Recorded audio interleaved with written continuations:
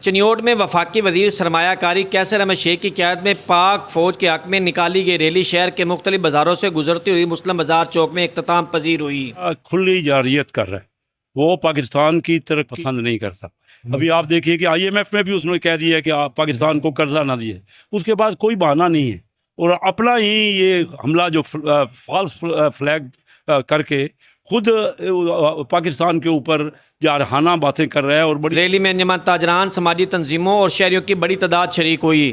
تاجروں نے پاک فوج کے ساتھ مکمل یکجہتی کا اعلان بھی کیا۔ افواج پاکستان کو پیغام دیا ہے کہ آپ 6 لاکھ نہیں ہو، 25 کروڑ ہو۔ آج پوری پاکستانی قوم کو یہ پیغام جا رہا ہے کہ آپ اکیلے نہیں ہو، آپ قدم بڑھاؤ، ہم جان سے، مال سے، وقت سے، پوری بزنس کمیونٹی قیصر احمد شیخ صاحب کی سربراہی میں چنیوٹ میں اور بزنس کمیونٹی کے ساتھ پورے پاکستان میں آپ کے ساتھ کھڑے۔ چنیوٹ کی اس ریلی نے ثابت کر دیا کہ عوام اور فوج ایک ہی پیج پر ہیں، وطن کے دفاع میں سب متحد ہیں۔ امیر عمر چمن، ARY نیوز، چنیوٹ۔